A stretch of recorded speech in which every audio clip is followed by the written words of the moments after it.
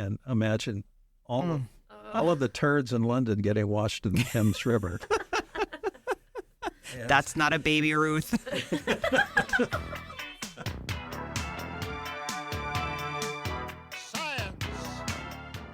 Hello, everyone, and welcome back to People, Parasites, and Plagues, a podcast aimed at delivering information about the fascinating pathogens among us from the scientists who study them. I am David Peterson. I'm Sydney Weigand.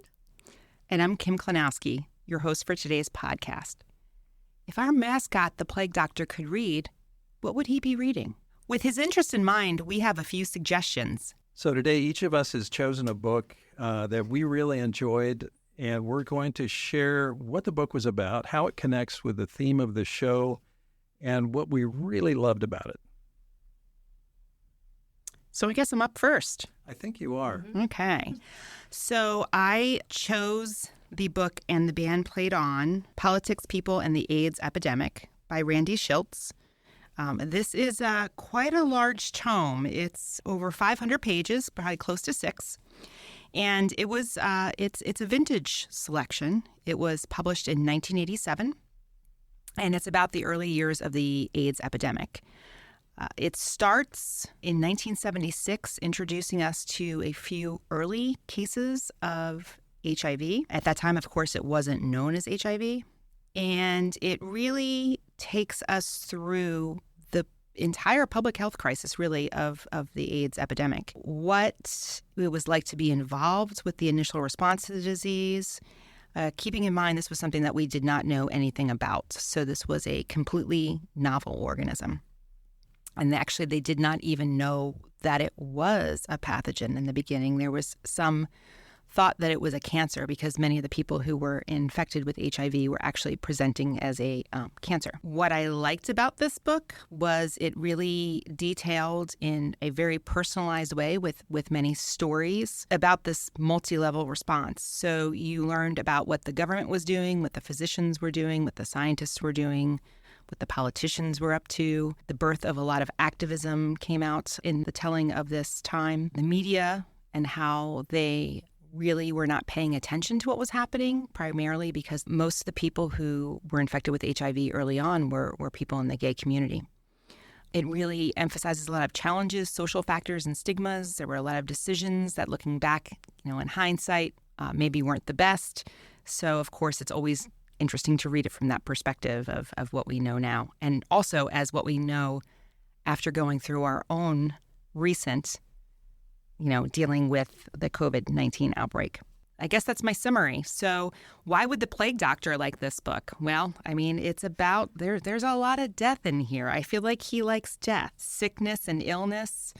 Just to give you at home maybe some current stats on HIV and AIDS. So these are 2022 stats. 39 million people are currently living with HIV.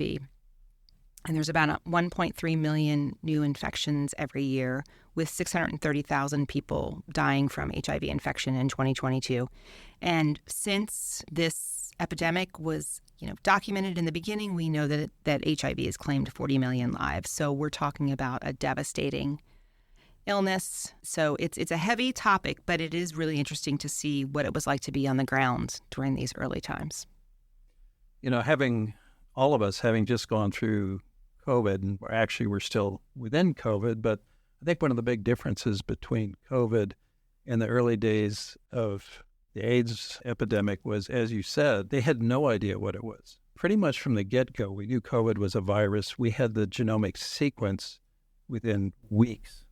We also already had a COVID We'd had a previous outbreak, COVID right? outbreak. Yeah, but this was, and I remember wondering about cancers, and they were wondering about fungus and other infections, and even things like something caused by drug use. Well, the interesting thing is the researchers, the scientists who were involved, it was a large group of people, physicians, scientists at the National Institutes of Health, also in other countries like France, who, the French scientists were the ones who originally identified the virus.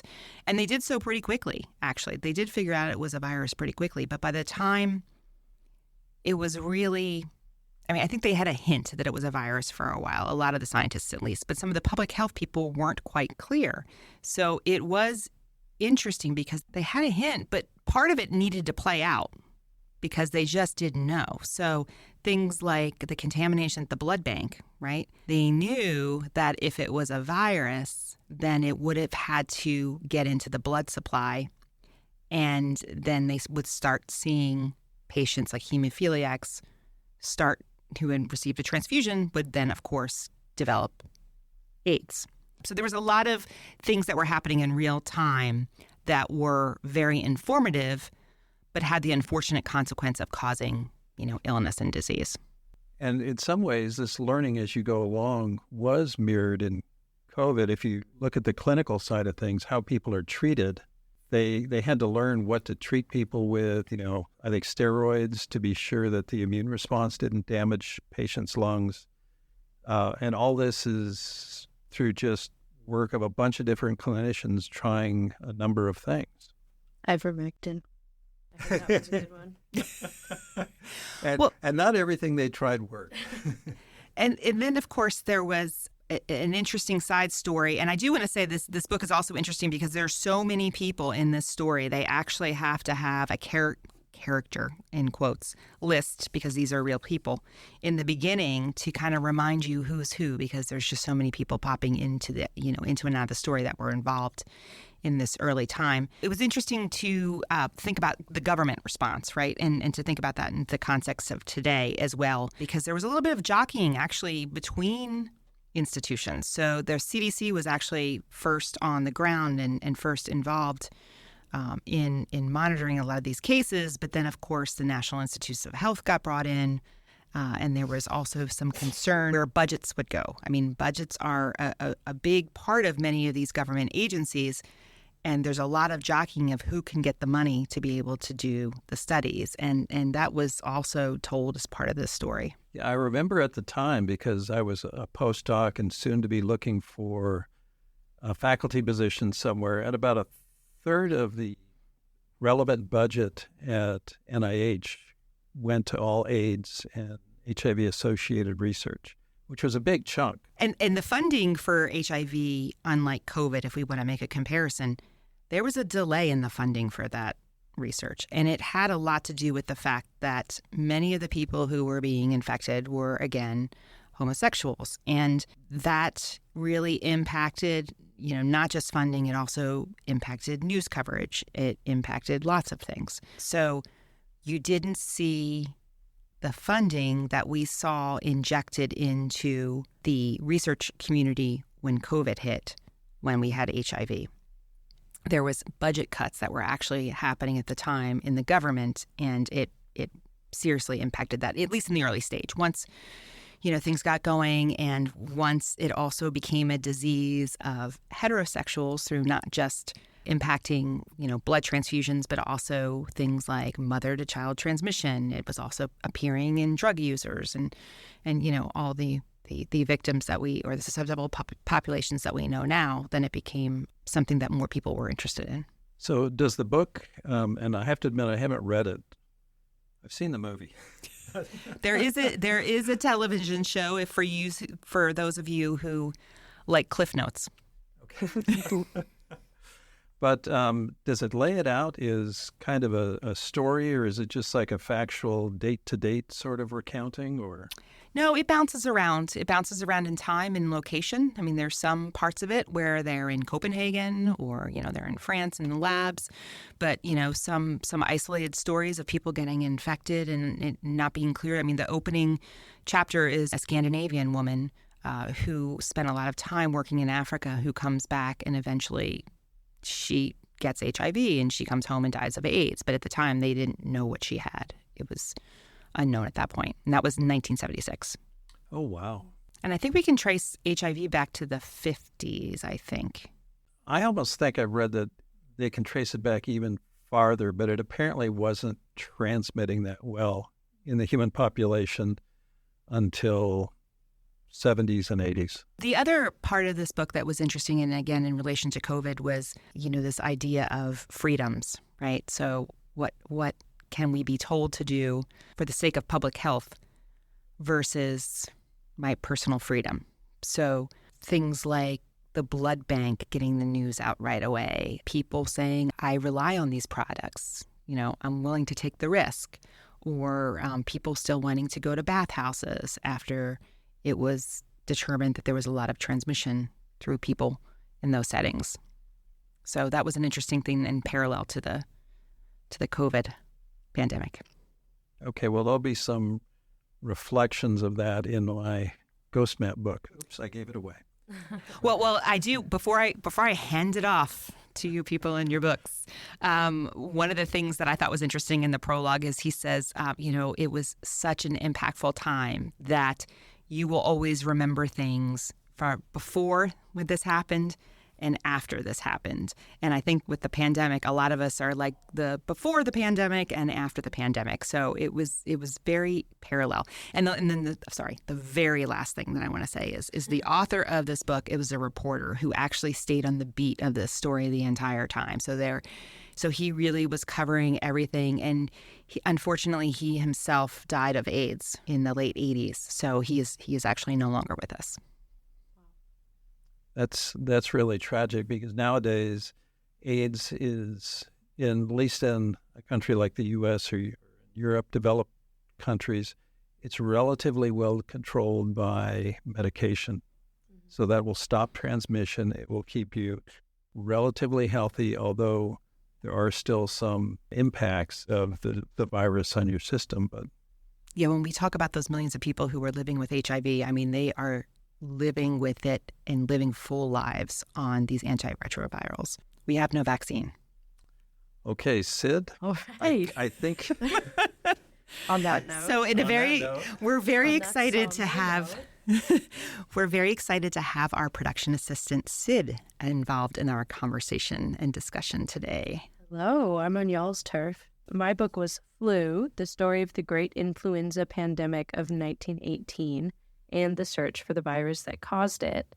And this book covered the 1918 epidemic and some of its impacts worldwide, and more specifically in the U.S. And then it sort of detailed the years after, which I had no clue that people just stopped talking about it. And we didn't know anything about it for a very long time. And then it followed the journey of a couple researchers who weren't willing to let go of it, and their search to figure it out. It also kind of bounced around.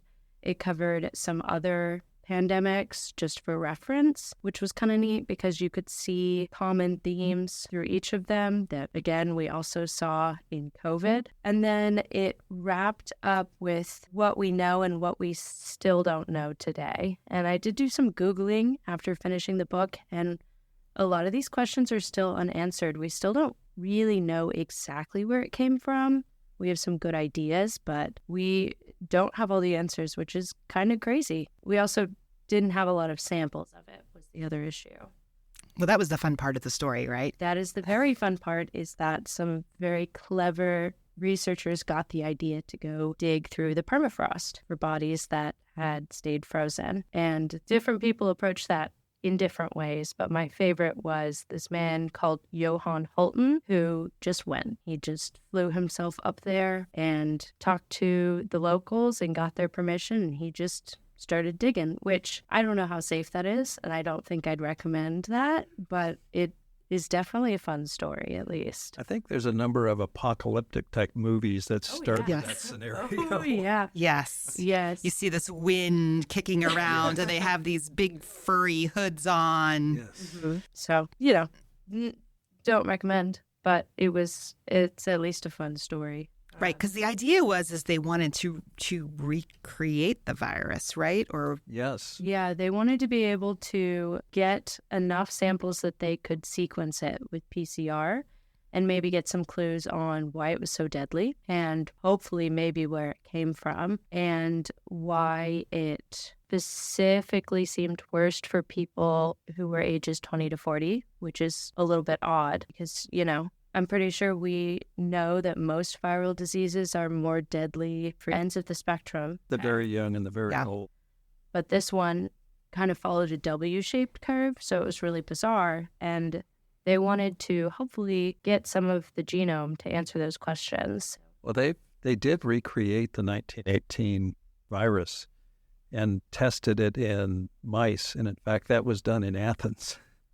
Really? in a biosafety level 3, which is a very high biosafety level facility. I did not find that online. That's awesome. Well, that was done after the book was That published. makes sense. Yeah. Okay.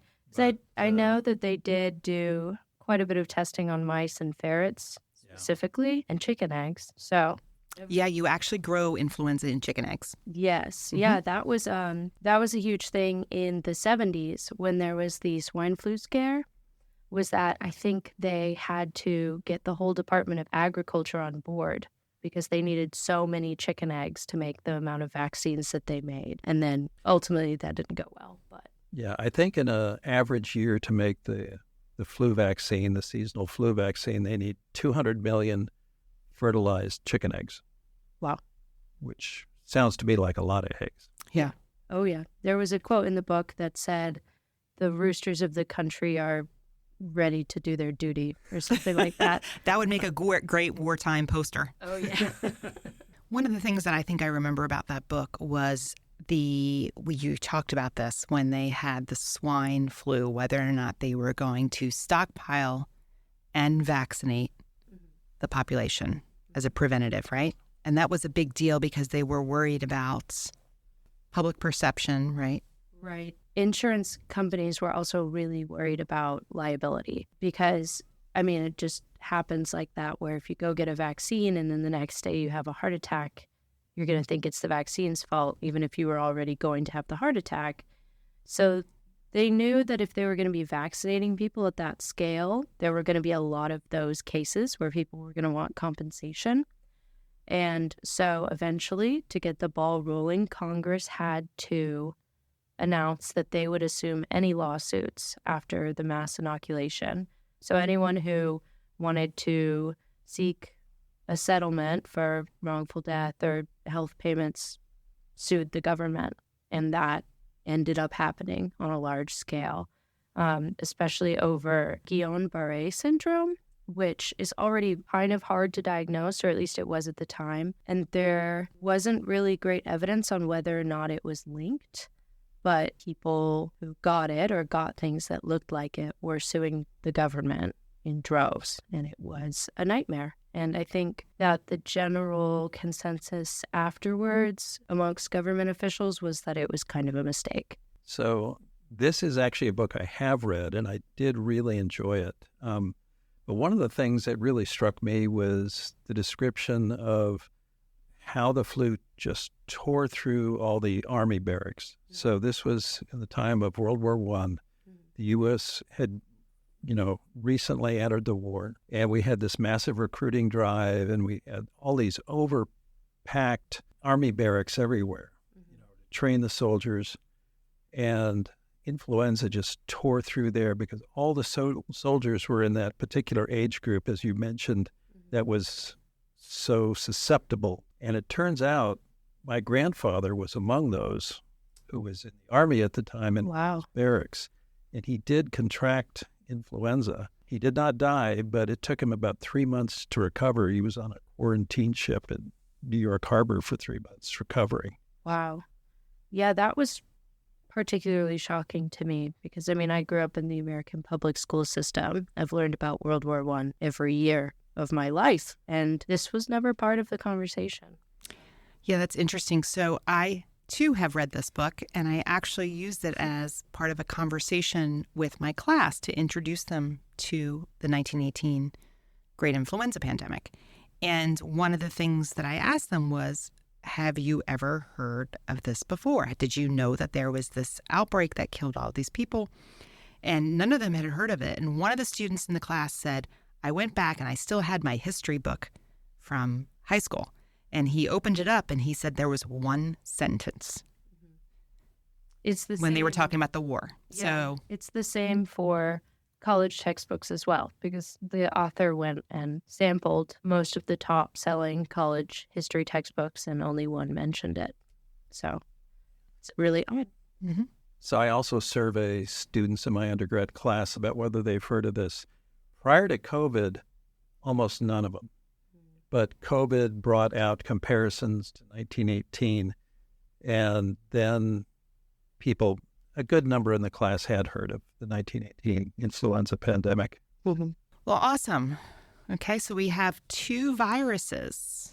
Are we going to learn about something else? I think it's time to change it up a bit. Okay. So my choice is a book called The Ghost Map, which is an awesome title, and it's by Stephen Johnson. The subtitle is The Story of London's Most Terrifying Epidemic and How It Changed Science, Cities, and the Modern World. So as you can tell, he's really expanding out from just an epidemic there.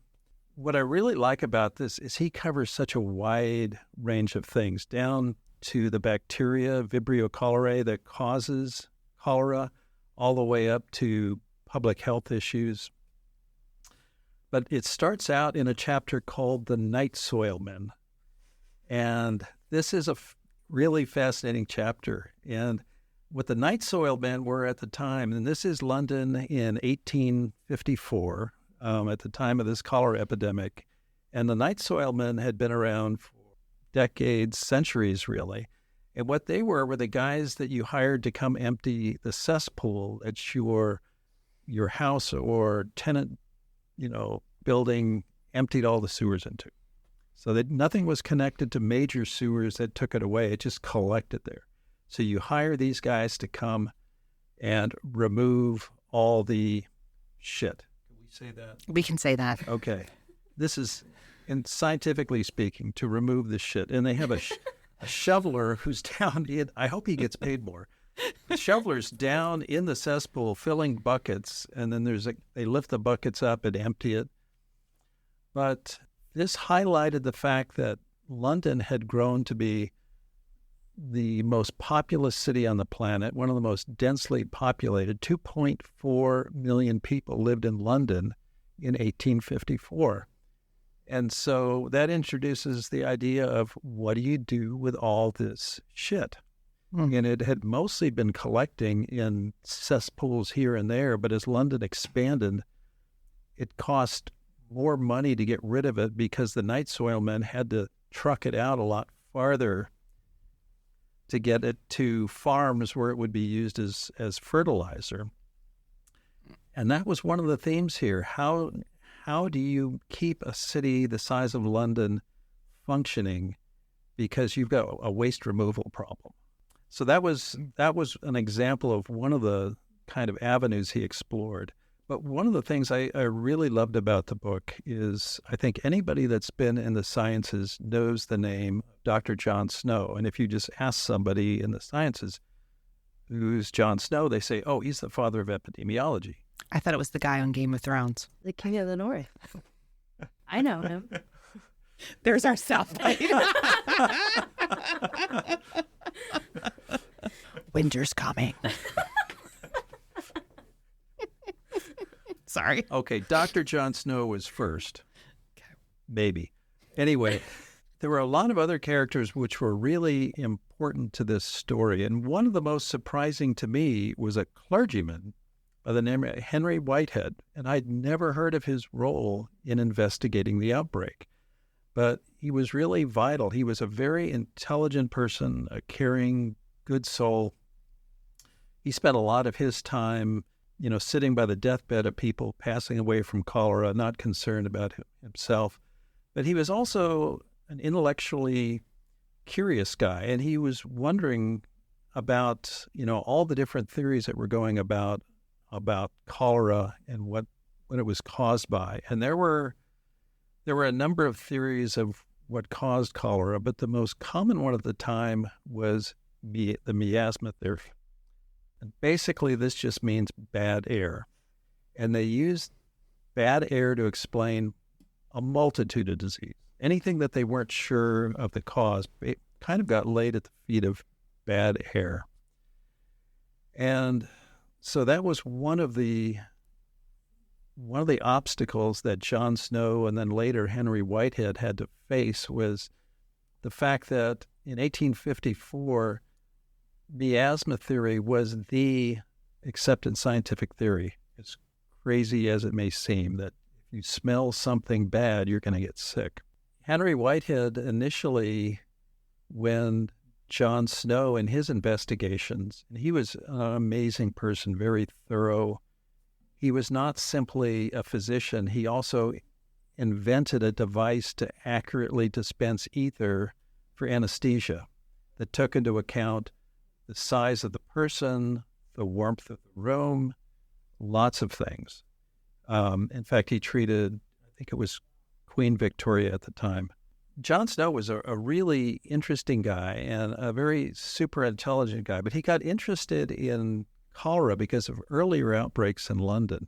Cholera was relatively new to London. It was first struck there in 1831, but it had progressed from Southern Europe through Northern Europe, and so they could kind of see it coming, and then it finally hit in England, and it would flare up and disappear for a year or two and then come back.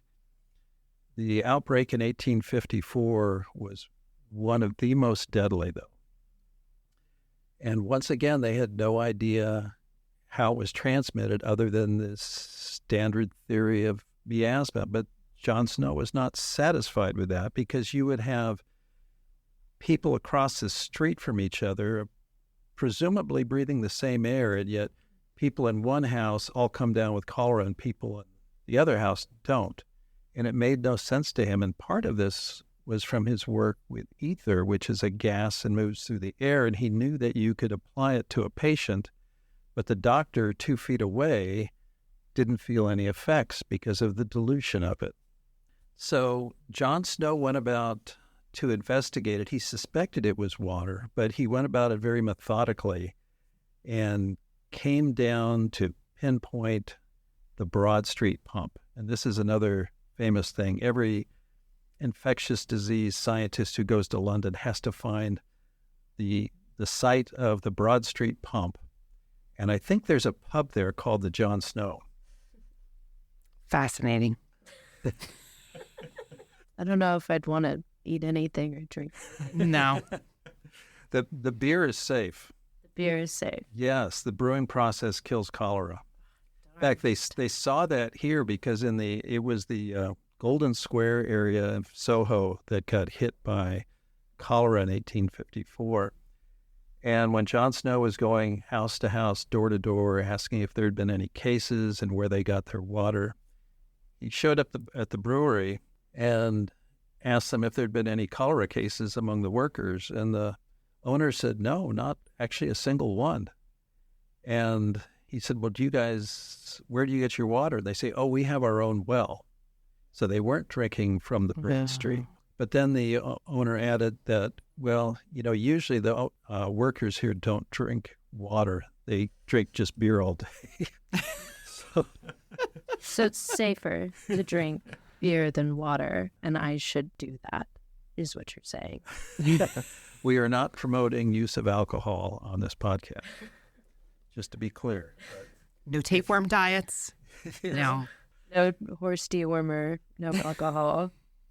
But interesting thing about going back to the clergyman Henry Whitehead, when he first heard about John Snow's idea about water, it just didn't make sense to him. And so he kind of set out to disprove Dr. Snow's hypothesis, but came around to realize that it seemed to be accurate, that those that drank from the pump were more likely to get cholera, those that didn't get cholera.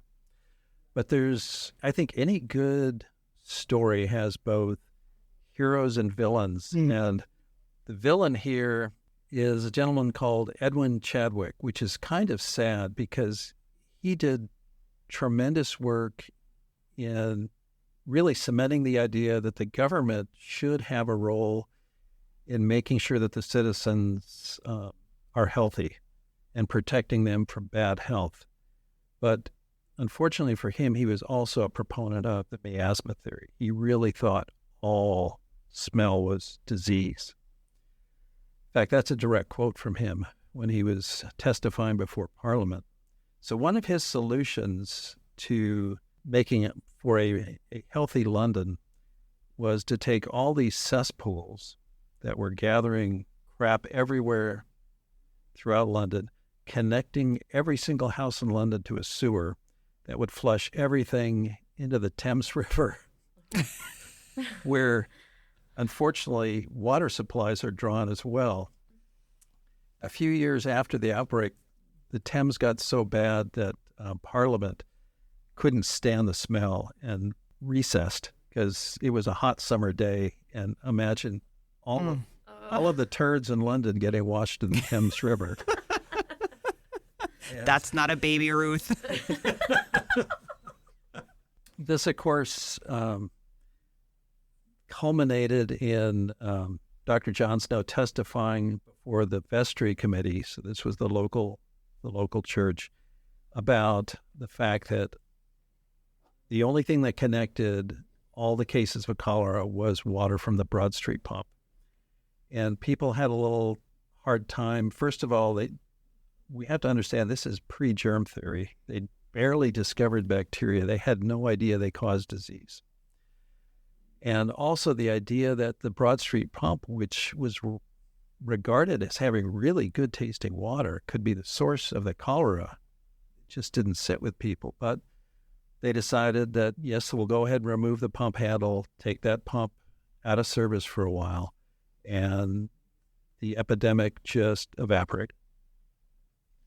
So there was still a lot of detractors for his theory, and unfortunately, John Snow died a couple years after this, before his idea of water transmission of cholera was really widely accepted. But his views were actually championed by Henry Whitehead, the clergyman, who actually participated in an investigation of one further cholera outbreak they had in London, which turned out to be due to improper filters that were installed in the water delivery system. But it's a really interesting book. It brings in all sorts of things like, what is the basis for people believing that a bad smell could cause disease? Well, part of it is we have an ingrained, gag response. If we get something really stinky and horrible smelling up close to our face, we don't want to eat that thing.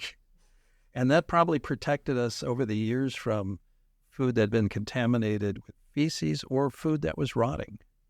And so we were kind of naturally, almost evolutionarily predisposed to believe the miasma.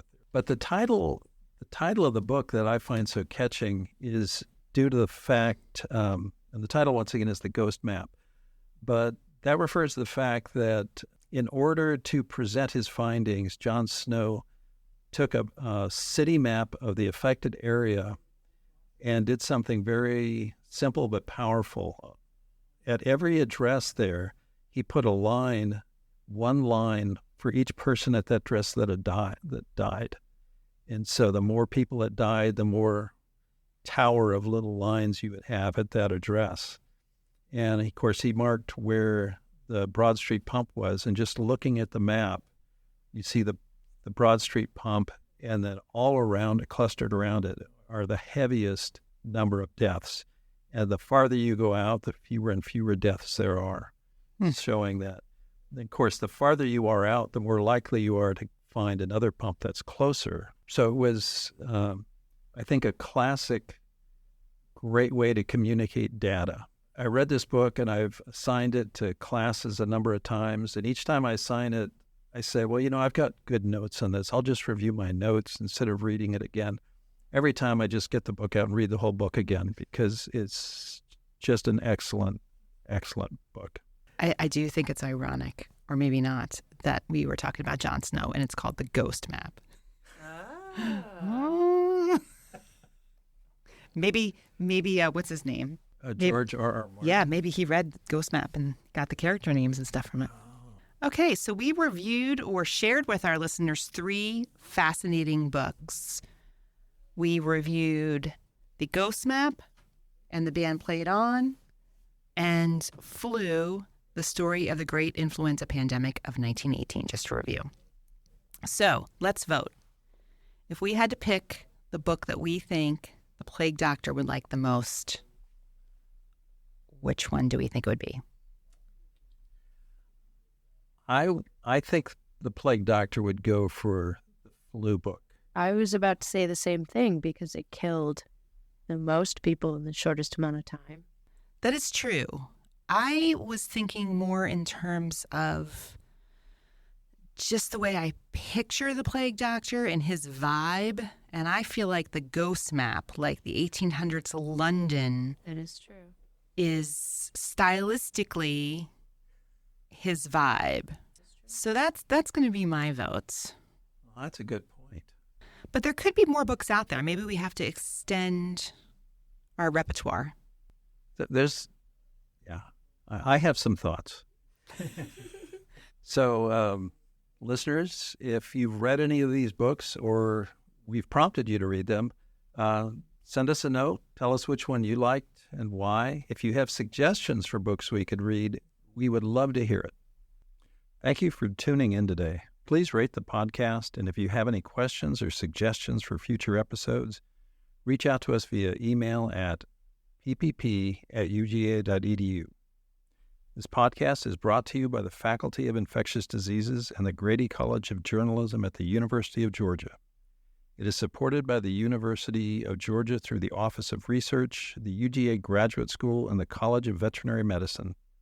Thanks to the New Media Institute at Grady for use of their Studio Not Found podcast facilities, and a special thanks to our production assistant, Sid Weigand, for research, editing, scheduling, and keeping us on track.